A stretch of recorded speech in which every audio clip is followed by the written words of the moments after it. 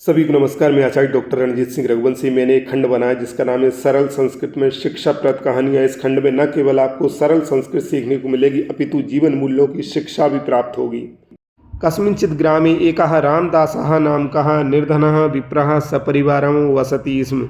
किसी गांव में एक रामदास नाम का निर्धन ब्राह्मण परिवार सहित रहता था। तस्य परिवारे सह विप्रः रामदासः तस्य पत्नी सुशीला तस्य 13 वर्षीया एका पुत्री चंद्रा च आसीत्। उसके परिवार में वह ब्राह्मण रामदास, उसकी पत्नी सुशीला और उसकी 13 वर्षीय एक पुत्री चंद्रा थी।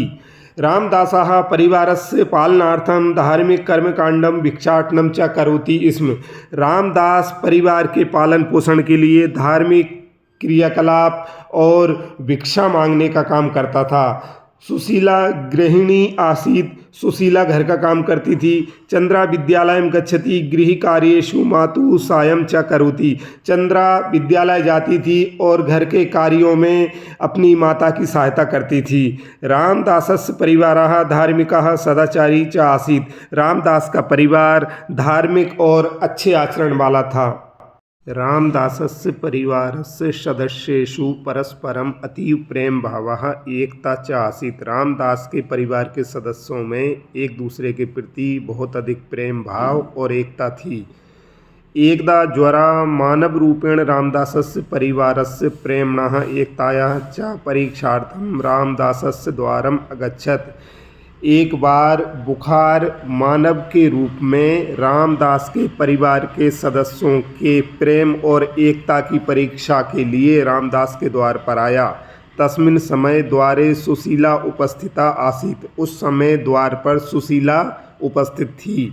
ज्वरः अवदत् अहं ज्वरः अस्मि। बुखार बोला मैं बुखार हूँ।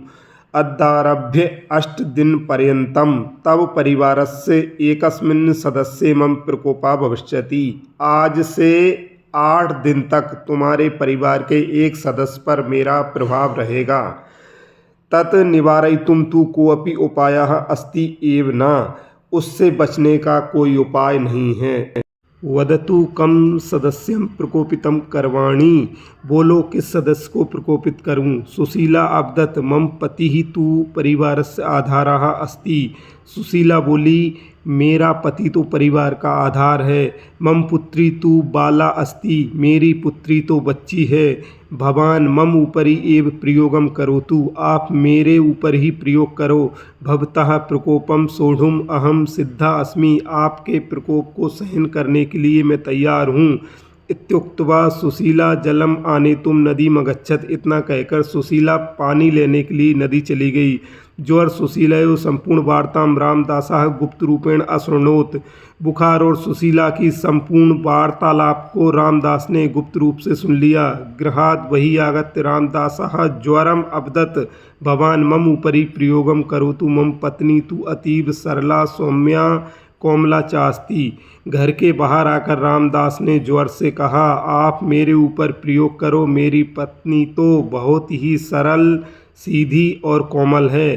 सा भवतः प्रकोपम 8 दिनानि सोढ़ुम न शक्नोति। वह आपके प्रकोप को 8 दिन तक सहन नहीं कर सकती है। अहम भिक्षाटनम कुर्बन भवतः प्रकोपम सोढ़ुम सिद्धः अस्मि। मैं भिक्षा मांगते हुए आपके प्रकोप को सहन करने के लिए तैयार हूँ। इत्युक्त्वा रामदासः अपि भिक्षार्थं ग्रामम् अगच्छत्। इतना कहकर रामदास भी भिक्षा मांगने के लिए गांव चला गया। चंद्रा वातायनस्य समीपे स्थित्वा ज्वर सुशीला रामदासानां सर्वं वार्तालापम् अशृणोत्। चंद्रा ने खिड़की के पास ठहरकर बुखार सुशीला और रामदास के पूरे वार्तालाप को सुना। सा ज्वरम निवेदयति यत् भवान मम मातरम पितरम व प्रकोपितं न करोतु। वह बुखार से निवेदन करती है कि आप मेरे माता या पिता को प्रकोपित मत करो। तौ द्वौ मह्यम अतीव प्रियाविस्तः। वे दोनों मेरे लिए अति प्रिय हैं। माता भोजनम पचति पिता भिक्षाटनम करोति च किंतु अहम किमपि न करोमि। माता भोजन पकाती है, पिताजी भीख मांगते हैं, भिक्षा मांगते हैं, किंतु मैं कुछ नहीं करती हूँ। अतः भवान मम उपरि प्रयोगम करोतु। इसलिए आप मेरे ऊपर प्रयोग करो। बालिकायाः मुखात् एतादृशीं हृदय विदारक वाणीं श्रुत्वा ज्वरः अश्रुपूरितः जातः। बालिका के मुख से इस प्रकार की हृदय तोड़ने वाली वाणी को सुनकर बुखार आंसुओं से भराया बिना किमपि वचनेन सा पलायितः और बिना कुछ बोले भय वहाँ से भाग गया। प्रश्नः एतस्याः कथायाः का शिक्षा प्राप्ता, इस कथा से क्या शिक्षा प्राप्त हुई? उत्तरम एतस्याः कथायाः शिक्षा प्राप्ता यत् परिवारस्य पारस्परिकेन प्रेम भावेन एकतया च देवी संकटम अपि निवारयितुं शक्यते। इस कथा से शिक्षा प्राप्त हुई कि परिवार की पारस्परिक एकता और प्रेम भाव से देवी संकट को भी दूर किया जा सकता है।